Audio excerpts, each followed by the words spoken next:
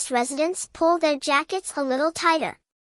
The streets were bustling with the usual nightlife, couples heading to expensive restaurants, tourists snapping pictures of neon-lit billboards, and businessmen rushing to their next meeting. But among them, invisible to most, were the forgotten souls of the city, the homeless. Sitting on the cracked pavement outside a small cafe was Lily, a 12-year-old girl with unkempt blonde hair and a thin, tattered hoodie that barely kept the cold at bay. She clutched a small backpack, her only possession in the world, and watched the people passing by with tired, hungry eyes. She had been on the streets for almost a year now, ever since her mother lost her battle with addiction. Gathering her courage, she stood up and walked toward him, her small hands gripping her backpack straps tightly. "Sir?" she said hesitantly. Mel turned, looking down at the frail girl before him. "Hey there, kid," he said, his voice deep but gentle. "You okay?" Lily swallowed hard. "Can I ask you something?" "Of course," he said, crouching slightly to meet her eye level. "What's on your mind?" She hesitated, then blurted out, "Do you know Jesus Christ?" For a moment, Mel just stared at her. In all his years, through all the movies he had made, the controversies he had faced, and the struggles he had endured, no one had ever asked him a question like that so directly. Lily shifted uncomfortably. "I mean, does he really love people like me? My mom said he does, but I don't know." Mel's throat tightened. He wasn't just looking at a homeless girl, he was looking at a child searching for God in the middle of the darkness. And he understood that kind of search better than most. He had made The Passion of the Christ, a film that had brought the story of Jesus to millions. But what people didn't know was that Mel had gone through his own trials, battles with addiction, personal failures, moments where he had been the lost one. He had walked through his own valley of shadows, and yet, grace had found him. Mel took a deep breath. "Yeah, kid," he said, his voice thick with emotion. "I know Jesus Christ. And I can tell you one thing for sure, he knows you, too." Lily's eyes widened. "Even though I'm homeless?" Mel nodded. "Especially because you're homeless."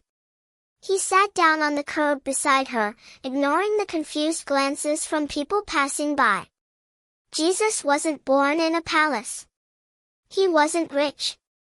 He didn't live in some fancy house. He was born in a stable, surrounded by animals. And he spent most of his life with the broken, the forgotten, the ones the world didn't care about. Lily bit her lip. "But why would he care about me? I don't have anything. I'm nobody." Mel felt his heart break. He had seen a lot in his life, but nothing was harder to witness than a child who believed she was worth nothing. "Listen to me," he said, placing a firm but gentle hand on her shoulder. "Jesus doesn't love people because of what they have. He loves them because of who they are. And you're one of his." A tear slipped down Lily's cheek, and she quickly wiped it away. "I don't know how to pray," she admitted. Mel smiled. "That's okay. You don't need fancy words. Just talk to him. He's listening." For a long moment, Lily sat in silence, staring at the pavement, her mind spinning with everything she had just heard. Then, in the quietest voice, she whispered, "Jesus, if you're there, please help me." Mel felt a lump rise in his throat. He reached into his pocket and pulled out a folded bill, pressing it into her small hand. "Take this," he said.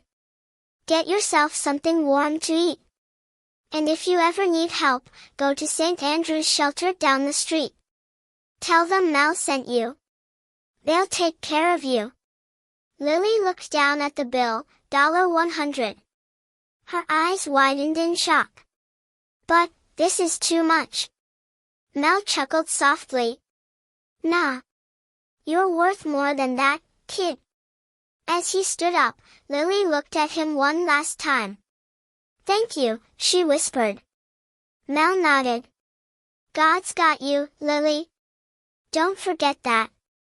And with that, he walked away, leaving the little girl clutching the bill, and something even more valuable. Hope. The next morning, at St. Andrew's shelter, a small girl with messy blonde hair and a worn-out hoodie walked through the doors for the first time.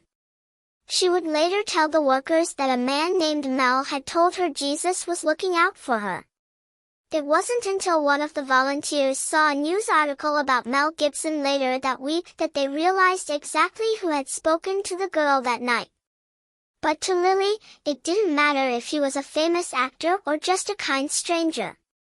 Because on that cold night, Mel Gibson had done something far more important than making movies. He had reminded a lost little girl that she was seen.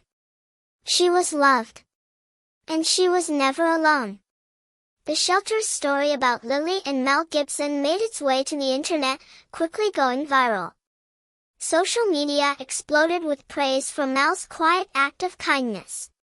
People from all over the world were moved to tears by the simple yet powerful exchange between a lost child and a man who had once been lost himself. And somewhere in Los Angeles, in a small shelter with warm blankets and a full stomach, Lily finally felt something she hadn't in a long time. She felt safe. She felt loved.